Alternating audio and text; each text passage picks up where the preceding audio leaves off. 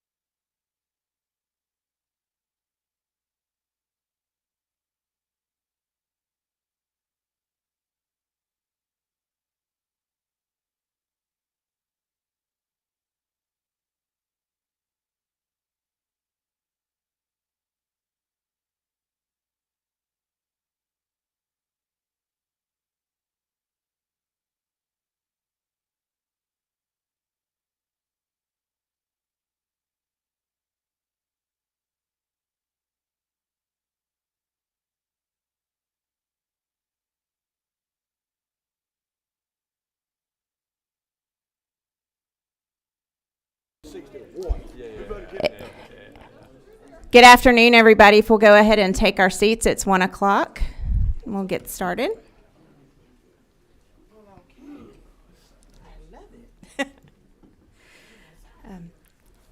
I was a teacher in a past life, so I believe in doing things on time. Call this meeting to order, and Representative Hilton, will you open us in prayer, please? Let's bow our heads. Dear Heavenly Father, we are just thankful so much for this day, this beautiful weather you've given us, the opportunity to come here and work for you and work on behalf of the people of Georgia. We pray that you give us wisdom, moderation, and intelligence as we debate the issues before us this afternoon. Thank you for these things, and we pray them in your holy name. Amen.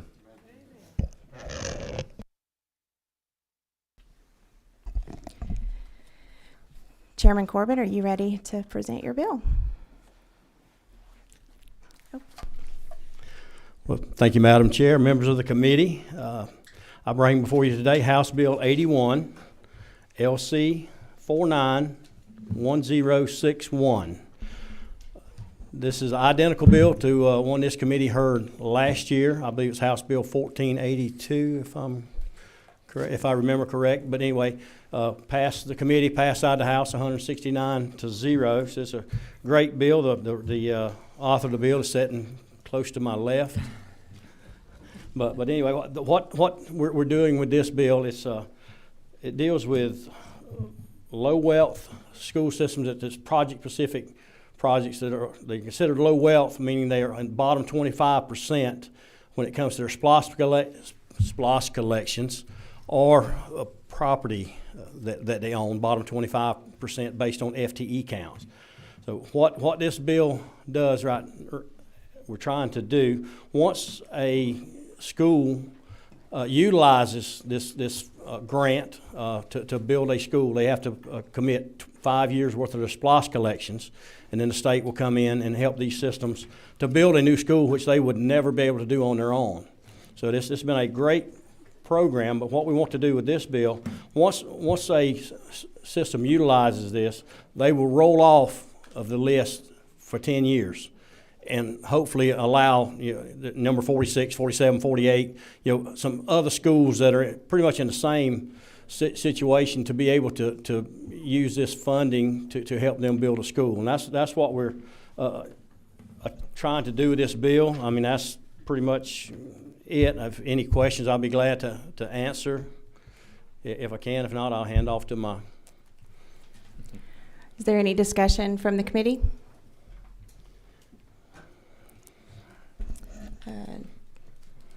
Representative Dubnik, is that you, 23? Yes, ma'am, it is.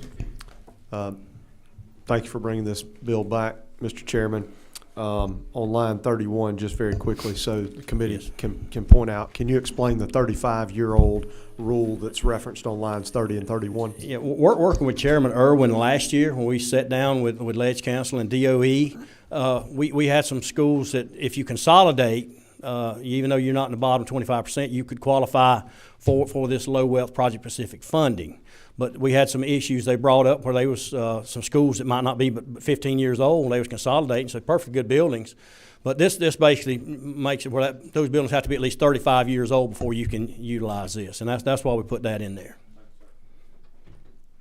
And I think Chairman Irwin might want to speak, Madam Chair, if that's permissible. Thank you, Mr. Chairman.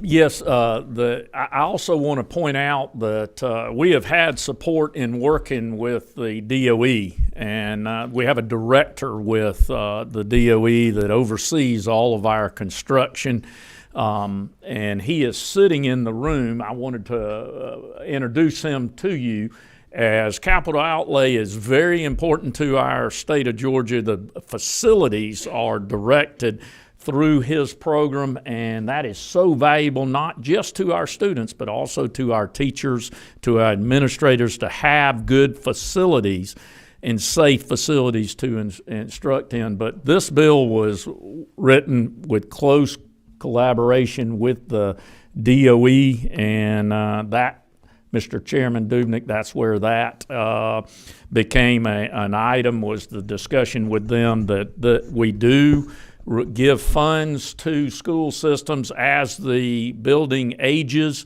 such as that they can apply for entitlement money to refurbish the buildings. Heating and AC is one, roof is another, at certain ages as we go along. Mr. Sanders, I believe that's at 10 and 15 and 20 years, we start giving them funds that allow them to keep those buildings functioning properly. But I do want to, Mr. Chairman, make it noted to the members here in the case they have questions too, that we have the member that oversees this for the DOE in the whole state of Georgia sitting right behind us. Any further discussion from the committee?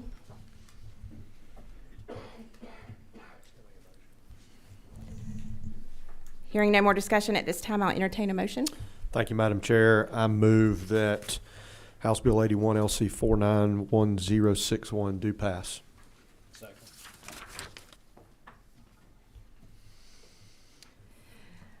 This bill has a motion and a second. Any further discussion? Hearing none, shall this bill now pass? All those in favor say aye. Aye. All those opposed, like sign. Motion passes. Thank you, Madam Chair. Member of the committee. And that concludes our business for today. Yep.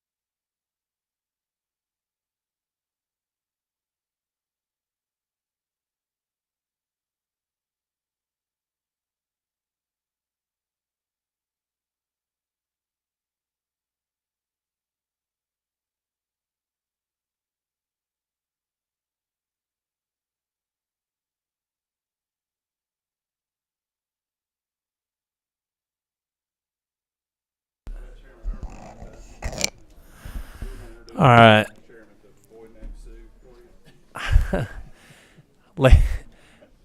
Ladies and gentlemen, I am calling to order the meeting of the House Subcommittee on Policy. I appreciate you joining us this afternoon. I have asked Representative Cox to open us up in a word of prayer. Let's pray.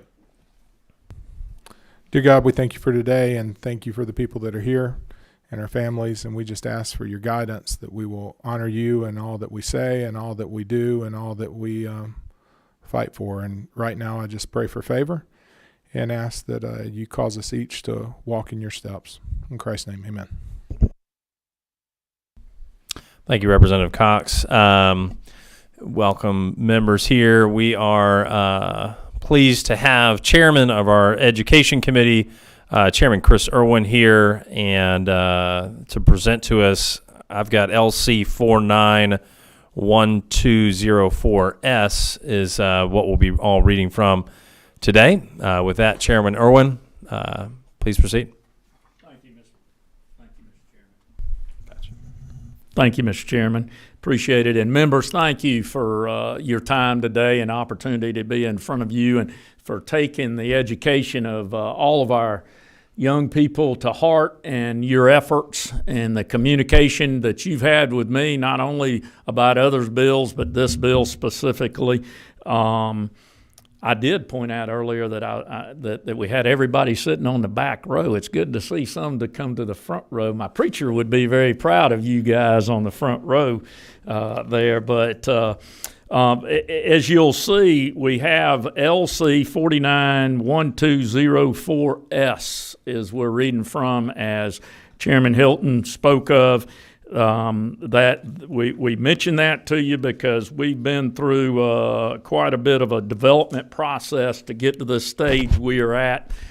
I'm gonna try hard to give you a flyby because I know all of you can read and you have read through this. I know it's quite a lengthy bill. I'll begin by telling you that, as you know, I'm very passionate about our students. I'm very passionate about children that need assistance in our schools, and this bill is exactly that. It is trying to assist students that don't necessarily fit in the exact same mold of what you would consider the average student. So we're going to attempt here in this bill to continue programs that we have in the state of Georgia and improve on that in serving the children that might need it done a little bit different way, such as at night, because I have to work during the day, because I have to do something in rehab because I have been injured, so my opportunity to go to school is not going to be at 12 o'clock to 3 or 8 to 3 every day. It'll be in the evenings. So what we've done here, and you'll hear in one of the last changes, is we're going to title this Completion Special State or Special Schools, Special State Schools. Let me say it right, Completion Special State Schools. This bill is written for 9 through 12 students, again, that don't necessarily fit the 8 to 3 mold. Now, it goes quite into detail how those kids enroll and how the DOE is involved with these children. To give you a little bit of history, we have 3 programs right now in the state of Georgia, and the name of those 3 programs are Mountain Ed, Foothills, and Coastal Plains, and they're special state charters for the state of Georgia. Passed a bill a couple of years ago, and it is moving those special state charters to be in locally approved schools, and they have a statewide attendance zone is what they have. So you'll see they are pretty well spaced out in the state of Georgia. Now, Coastal Plains is along the coast, but it reaches towards the middle of the state quite a bit. You got Foothills, which is centered up near Athens, and it reaches over towards Macon. Then you have Mountain Ed, which is in northeast Georgia, up in Cleveland, Georgia, and it reaches across the top end of our state currently. And what this bill does is it allows them to continue as what we call an LEA, and that they will be their own locally educational agency, then much like your school systems in your district that you represent. And they will be able to continue serving these children much in the same capacity they are now. Now, we're going to talk about a couple of types of kids, and I need to spend a moment doing that. We're going to talk about children that are at risk of dropping out or have already dropped out and decided to go back and try to complete their diploma track so they can graduate from high school. This bill in House Bill 87 gives them a path and an ability to do that. We lined up the accountability for those students, we lined up the funding for those students, and we lined up the attendance area. Again, not to dig too big, was we set up 7 zones in the state that these schools could operate, and that they're based on RESAs. If you know about RESAs are service agencies that assist your educational LEAs with services for your children. Well, so we set it up that the certain numbers of these RESAs, it would be one zone. So we were trying to leave the local control when we did that.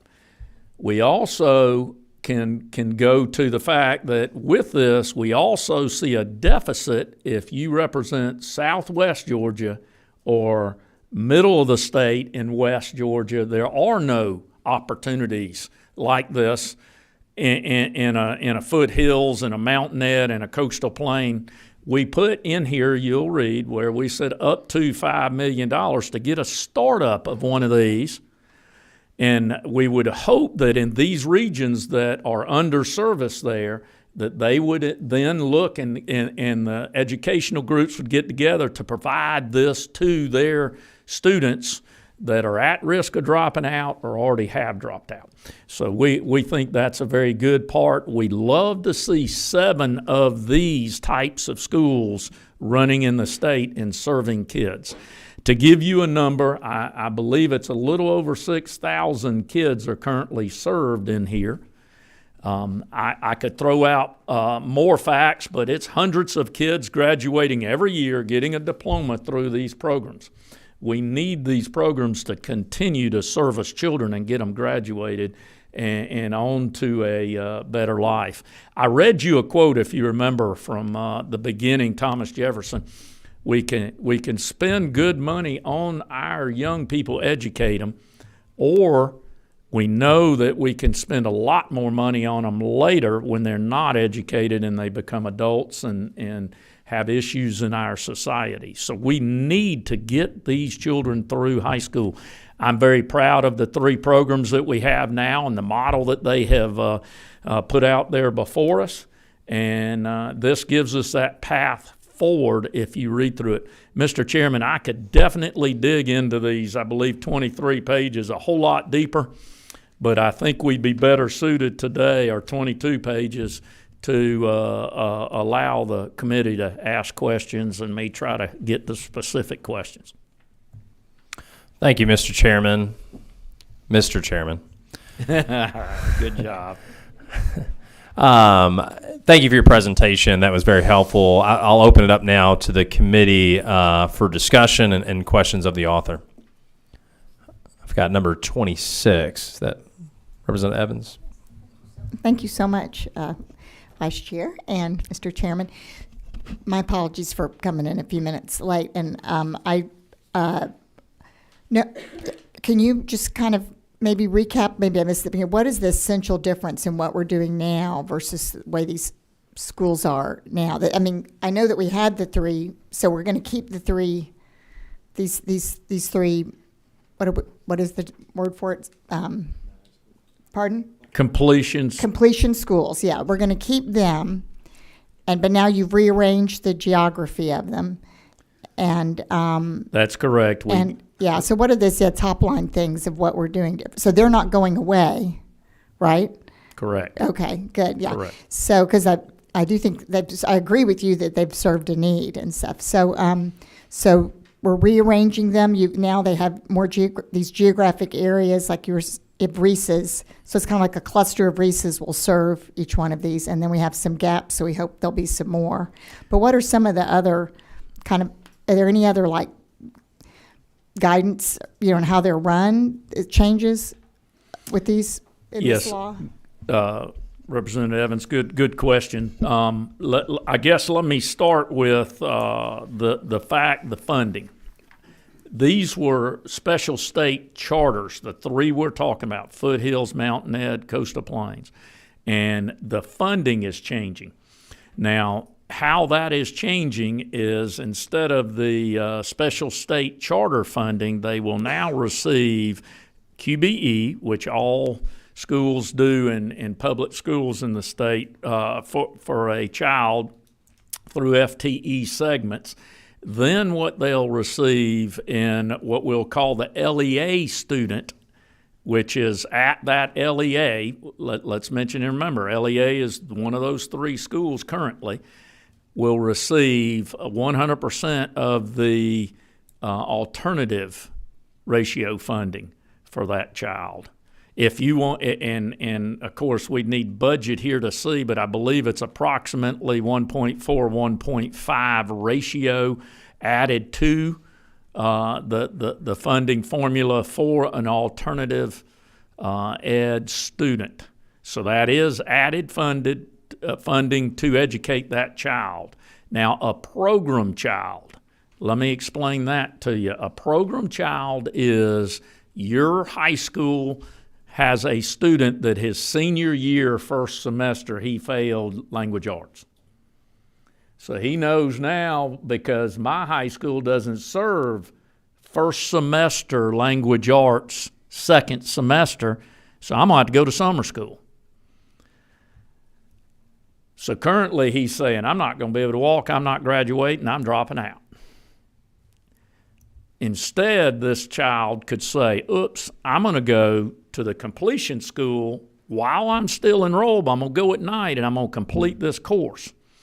I'm going to take it at we'll call it completion school again, get it caught up second semester, and then I'm walking with my class.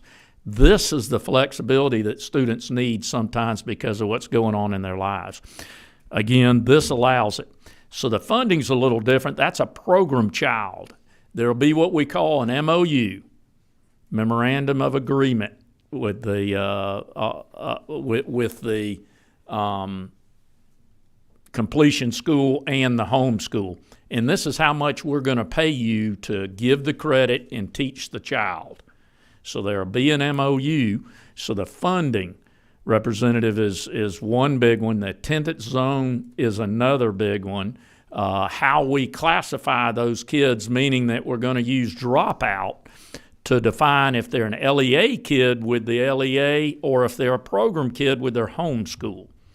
And we've taken the definition of what a dropout is with the state. As you can see, as I talk to you, we can get way down into the weeds on this. And I'm definitely willing to do that for you.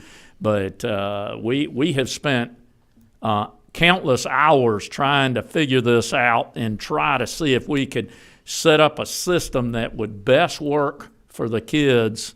Remember, we do have a bill that we have passed a couple of years ago. These could become locally approved and could function under locally approved, but we're just not getting the interest from the local systems to take this on, especially with such a large reach.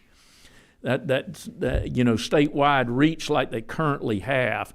So this more local reach is better, and so we've gone to a lot of definitions and a lot of work, but it still allows for flexibility, allows them to run as an LEA and continue in the status they are. Representative, I'll finish on that part with you by saying, what we've done, we put a year of transition in for these three schools.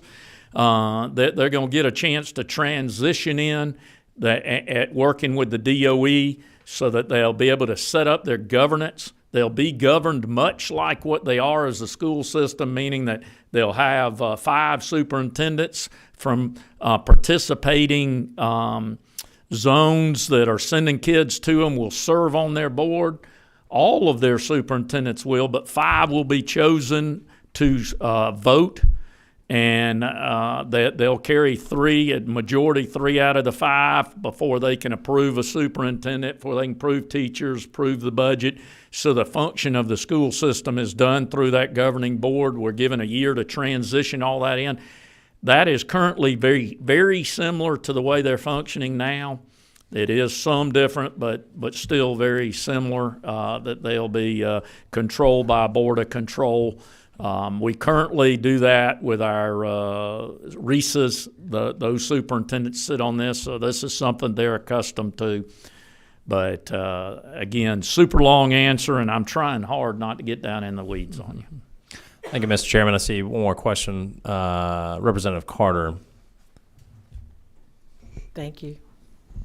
Chairman, you answered quite a few questions.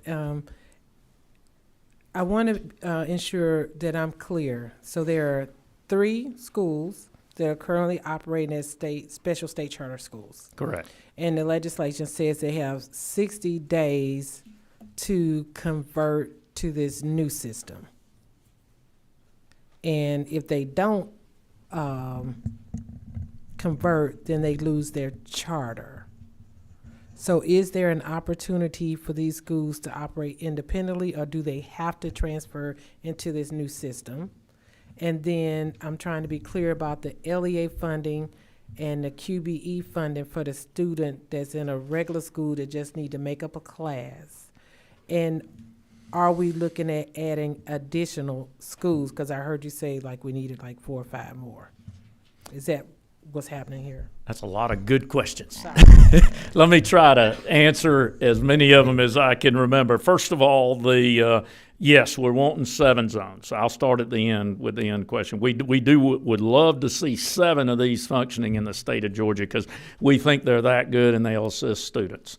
And definitely want to allow that as we push to the south and middle part of the state to get more services to those children to provide flexibility. The funding, there will be 2 different types of kids. It could be a program kid, again, that is sent representative to the school, and it's done with an agreement with their home high school.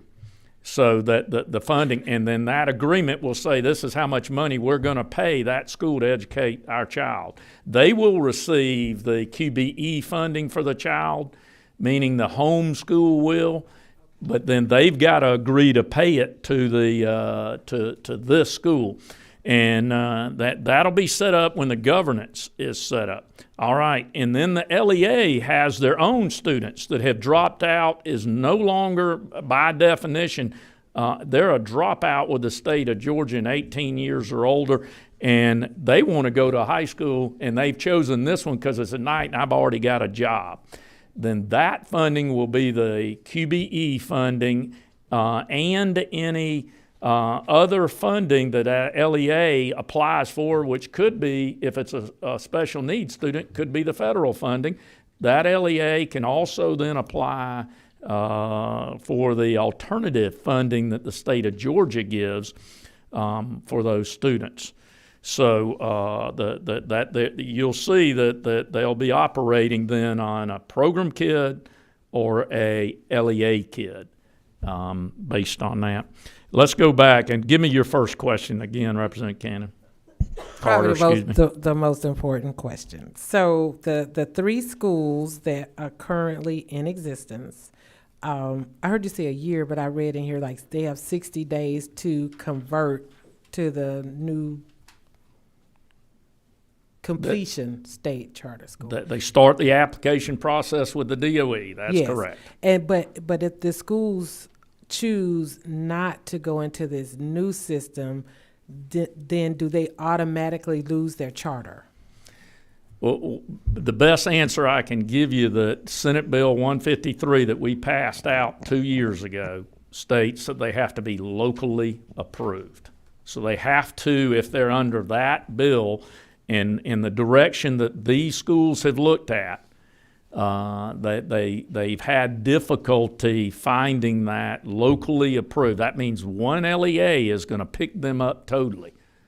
And that's the direction that they have, other than what we're doing right here. Thank you, Mr. Chairman. I'd like to recognize Speaker Pro Tem Jones for a question. Well, thank you. And if it's okay with the chairman, I'd like to give some further context to the representative's question. So on the funding piece, currently the state pays about $14,000 per child, 100% of its state money, which is neither sustainable, replicable, or expandable. Students where you live will never have this opportunity if you don't have one now, because it's too expensive. And so what the new program would be, just the way we fund every other student, almost every other student in Georgia, 1.7 million, it's a shared financial responsibility between state money, federal money, and local money. This mimics how we fund students in Georgia. They'll get their federal money, they'll earn QBE money. The mechanism, it'll go through the local school, but the bottom line is the money will follow the student. And then a mutually agreed upon amount between the local schools and these completion state schools, of which we hope there will be 6 or 7 of them statewide, that will make up the balance of it. And I say a mutually agreed upon. Every school, well, almost every school system in Georgia operates under a contract now. Some are called charter systems. I don't want to get into the language, but right now every school system can decide how much money they spend on different categories of students. Regardless of how we fund it at the state and how they earn the money, they can choose how they spend it. And so that will be the case with this. But obviously it'll have to be a mutually agreed upon amount between these completion schools and the local schools so that it's an appropriate amount of money. When you mention the current law, you know, there's the reason Chairman Irwin didn't want to get too much in the weeds is because we've gone through different iterations. We tried to come up with a solution 2 years ago, and you know, you can teach an old horse new tricks, and I'm one of those. It didn't work. Now, what it did do is it forced a change, which we needed, but local school systems weren't willing to take on the whole framework for multiple school systems, even though it does work to some degree with college and career academies. Some of them serve multiple school systems.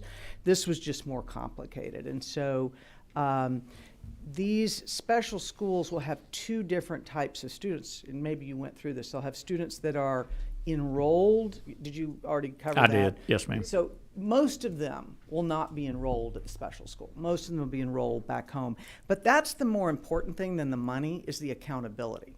And did you go through that, where the problem we have with the original way these grew up throughout the state was that you know, school systems own these children. They live somewhere, and those students, whether they graduate or not, that should go into a local school system's accountability measures, and that did not happen under this original, you know, the way they have been working. And so unfortunately it built bad incentives in there to move students over there, whether it was appropriate or not. Now, I'm the first to say they do a great job, but incentives matter. And so this puts the incentives where they should be, is that if a completion school is doing a good job, a principal and a superintendent has every incentive to encourage a student to go there, because it increases that principal and that school system's graduation rate. That is not the case now. And so I think it fits how Georgia funds, students, and it fits how we hold students and school systems accountable. And it's a good, sort of marriage of the two while recognizing the great work that they do. Thank you, Madam Pro Tem. Very helpful. I'll now recognize for a question Representative Glaze. Chair. First of all, I came from a system, I've done charter, public, and private, and I have been concerned in the last 4 years about the students that we are leaving behind in Georgia. So to see this bill and its entirety is, for me, makes a whole adequate system that Georgians throughout the state can take advantage of, and we don't lose our children through not being educated while being the best state to live and work in. A couple of things I want to ask and point out is, how are parents going to be in this particular system, their voices to be heard? I didn't see any information about PTA, about being able to vote or at least be in some kind of local school advisory board. Now we have where the public can be a part of the school board by running for office. I didn't see that here. So I don't know if that's been thought about or how that we incorporate that, but I know local school advisory boards are good to help with that kind of input that's needed from parents and businesses. So that's one question. The other is, how do we, this board, understand how this school will help us move our students to access points for the marketplace? Because they've dropped out, some of them, or had difficulty in regular schools and need to make up. I was wondering if there are more opportunities to put resources around those students to give them what we need for them to have as real pathways for marketplace opportunities, especially in our rural counties where we're getting ready to hopefully put a lot of good manufacturing jobs. So those are my two questions. And Mr. Chairman, yes, I think I can answer that quickly here. First of all, the program students are still going to be under the waivers, and if they're a charter system coming from there, there's a lot of parent input. Those committees are already in place in the state, and those parents will still have a voice. And that'll be the child that we're sending over there for credit recovery, or we're sending over there because they can move on when ready type student.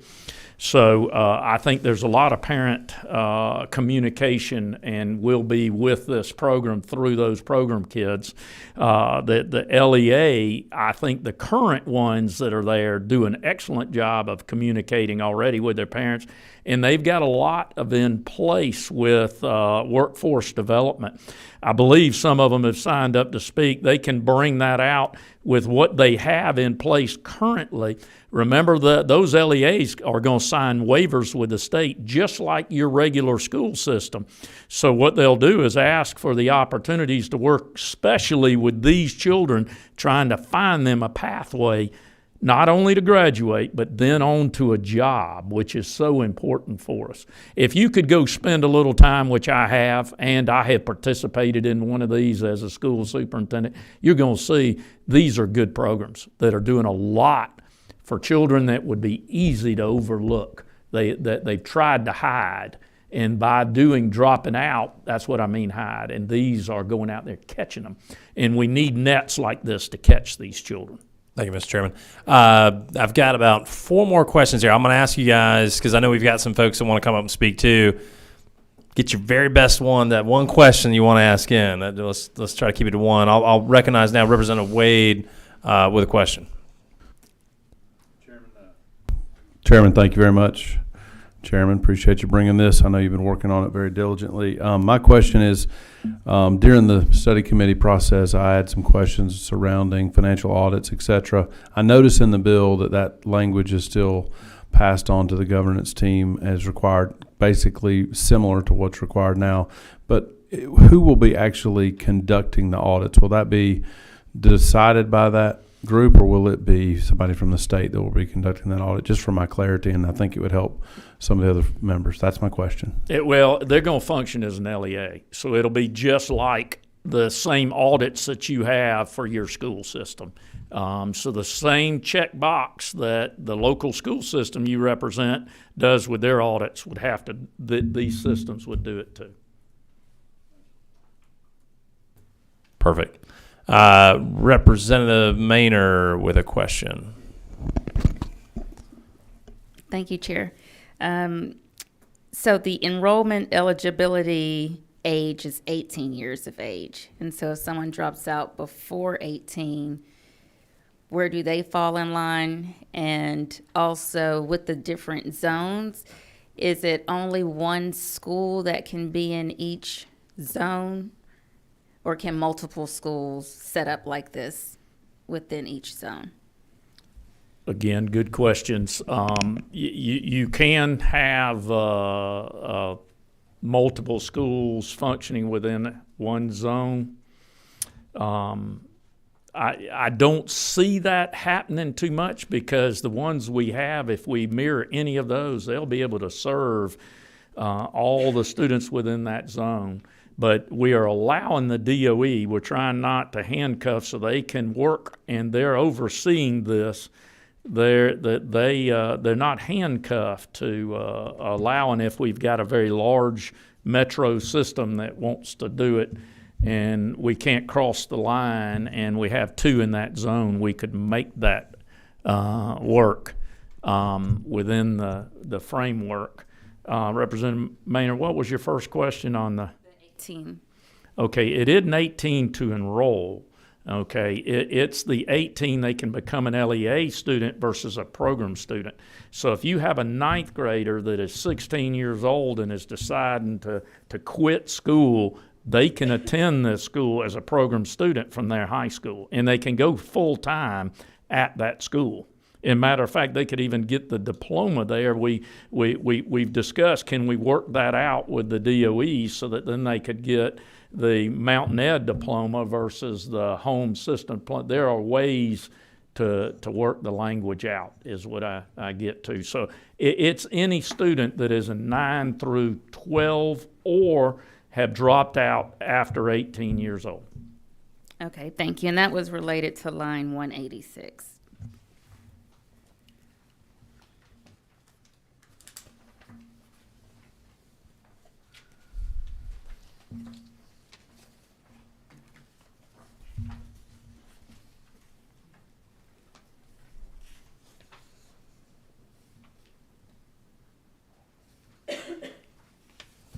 Now, and remember, we're talking about enrollment of a child either in the home school or an enrollment in the LEA. So we have enrollment that is going on. If the child is enrolled in his home school, he can still attend, is what I'm saying, the LEA, which happens to be called Mountain Ed. I'll use that term again. And so that line is referring to that enrollment that he has, but he does not have to be 18 years old to attend unless he's going to be an LEA student, which means he's already dropped out and meets the definition of a cohort 4-year dropout student. Michael, am I hitting on that correctly? Am I making sense? Thank you, Mr. Chairman. I might point to line 200 as the alternative.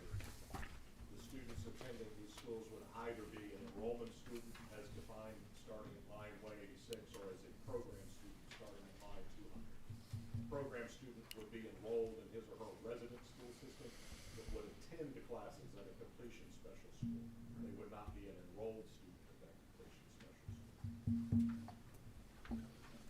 Perfect. All right, guys, 2 more. We got a couple repeats here. Did you, Representative I'm Evans? okay. I'm okay. You good? Okay, awesome. Last but not least, Representative Carter, you're going to make it super quick. I know it. So for the students who have dropped out, that enroll as LEA, who will be responsible for reporting the students that either finished their dropped out or they've dropped out? And how will that reporting mechanism work? And you're talking about the student that has dropped dropped out that's 18 years or older. Is that So- the student you're talking about? Okay, because only the 18-year-olds can drop out.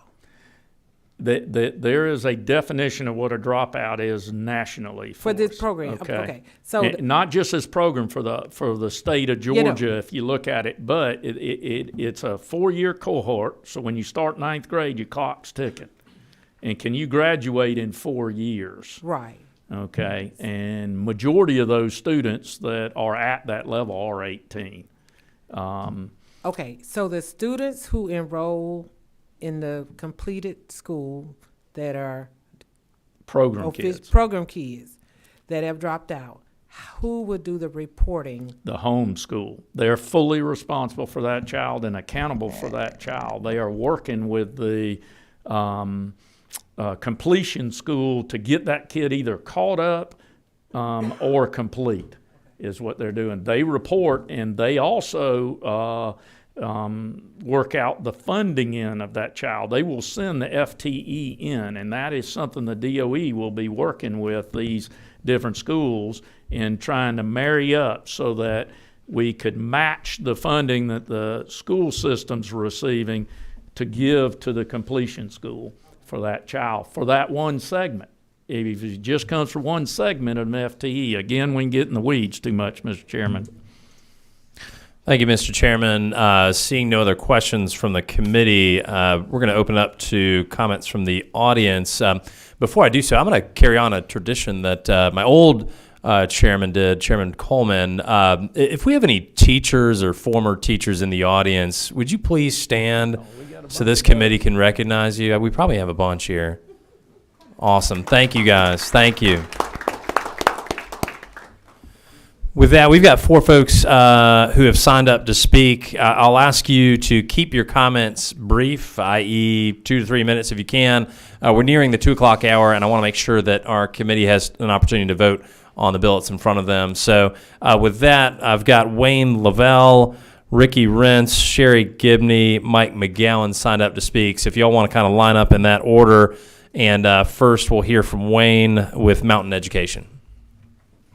Thank you, Chairman Hilton. It's great to be here today. As I was preparing to come down this morning, I walked by our training room, and we have a sign there, and it says, "Gather here with grateful hearts." And I am very grateful today, and I want to express my appreciation to Speaker Pro Tem Jones, Chairman Irwin, for all of our co-sponsors on this, and for everybody's work behind the scenes. This bill addresses the concerns that we've had very well. And given the opportunity, we can make this work. And that's my comments for today. He wins comment of the day. That was, I love that. Good afternoon. I'm Ricky Rentz. I'm the superintendent of Coastal Plains, and I'll be very brief. I'd like to echo what Dr. Lovell said. We at Coastal Plains, our board, support the effort that is being placed forward. We do have some concerns, and I've let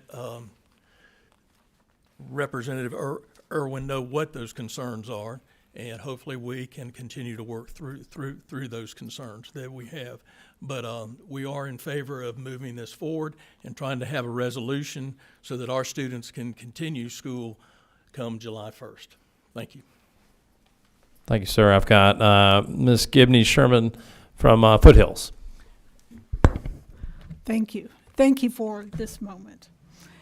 First, I want to thank the House members and under the committee leadership of Chris Irwin for introducing this bill and for this session. And in my comments today, I want to share a very brief overview of Foothills and our impact and express our appreciation for your support and provide just a few suggestions you might want to consider. And they actually mirror exactly what Coastal Plains will be sharing with you as well. As a matter of fact, I have a folder with some information that we'll leave for you. We're a choice school. Kids choose to come to us. And that's a major part of why it works. Because the kids are not assigned, they choose to come to us. And we're in 21 locations. Plus, we serve students in 3 state prisons and 2 youth challenge locations, which makes it a little bit different. We provide aggressive student support services for each student. We have paid mentors, counselors, graduation coaches, and other staff. And our model works. We've had over 3,000 graduates since we opened in 2015. And we've made great gains academically in literacy and mathematics. So you're right, it's working. And we are serving students, and I'm just so proud to see there's efforts to make every student in the state have access to this service because they deserve it. And right now, 27% of our students go to college. And these are kids in their wildest dreams did not think they were going to graduate. And 42% go right into the workforce. Right into the workforce. And your questions about job preparedness, they're terrified to graduate. But they need to know when they graduate there's a job waiting for them. And so we've been doing a lot of training, and you're right, we're on our 9th cohort of kids who are getting training in welding, healthcare, and other areas. So it's working, and they do want to be ready when they graduate. And then we have more that are going into the military. Right now, the Chamber of Commerce in Walton County, they figure out that each student adds $500,000 to their economy. And over the course of the time that we've worked, we've impacted students in the economy of different communities at $1.5 billion. We are making a difference. So I really applaud Representative Jones and Representative Irwin in particular for making sure every student has access. We're making a difference, and our kids are benefiting, and their families and our communities. So we are very thankful. There's 2 areas, and I know that you're going to address it, and we have some summary for you that we'd like to see look at a little bit closer, and that's looking at the funding and the accountability. And the program students and the enrolled students, we have some more understanding, but I think you've built in some time for us to understand how that can work, and that's really important because that's really different, than how we're good learners, and we're willing to learn on that. Because we share the whole concept of each individual district being responsible for that accountability. And Representative Jones, I think that was something that was really important to you, and we share that with you. We're right there with you. We just want to figure out a way that can make it reasonable and not clumsy and create another barrier for our kids. So we're all on your bus to figure that out and how to make that happen. There's a lot of things, and just so pleased that more students across the state will have access because we feel strongly about that. There's a lot of things I could say, and I'm just not going to go through all this, but I do want to tell you my why, because this is important. As we've gone through this, why are we fighting so hard for this to happen? It's the right thing. And like you said, every student should have access. But I had a son. His name was Kellen, and he would have been 41 today. And I believe if he had had the Foothills opportunity, he'd still be here today. He would have enjoyed his last 12 birthdays, which he did not. And he entered into the correctional system far earlier than he should have. And he was led there by temptations that actually cost him his very life. There are many students out there like my son, Kellen. Every family has somebody that needs something different, if they're honest about it. And so we're ready to work in partnership with you to make it happen, because no parent should have to do what I did in dealing with the death of my son, and every student deserves this opportunity. So thank you. Thank you for your comments and sharing. We've got Mr. McGowan with Cherokee County School District. Thank you. I'll attempt to be real brief. I'm here on behalf of Dr. Brian Hightower, Superintendent of Cherokee County and the Cherokee County School Board, and I want to reiterate some of the thanks that has been given to Chairman Irwin, Speaker Pro Tem Jones. We feel like we've been heard. There is nothing in this bill that we can't live with, from funding to governance to accountability. I think you're providing a structure and a lifeline for this program.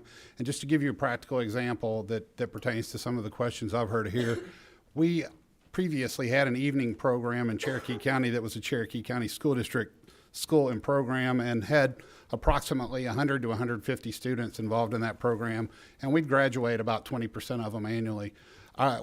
Our partnership with Mountain Ed has turned into a school in our county. They use our facility where they have over 500 students, and they're graduating hundreds of students that wouldn't otherwise graduate. You won't often hear a representative of a public school district say this, but they're doing a better job with our kids than we were in this category, and we'd like to see that continue. That's awesome. Thank you so much for your comments.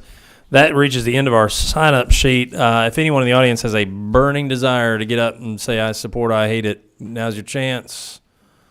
Seeing none, that ends the discussion from the audience. At this time, I will entertain a motion. Hold on, guys, everybody. I love this. Got to light up your mic for me. Yeah, I make a motion to pass. All right. Do I hear a second? Second. Any discussion on the motion? Hearing 15. Representative Glaze. And this may be a little bit out of order, but this is the day that we can see in Georgia progressing education where all of our children get back inside the net. And so I'm so happy to see this. Great. Thank you. Any other discussion on the motion? Hearing none. All in favor, say aye. All opposed, like sign. Hearing none. The bill passes, and you're on the committee. Thank you, Mr. Chairman. Yes, sir. And that is motion to adjourn. So moved. Do I hear a second?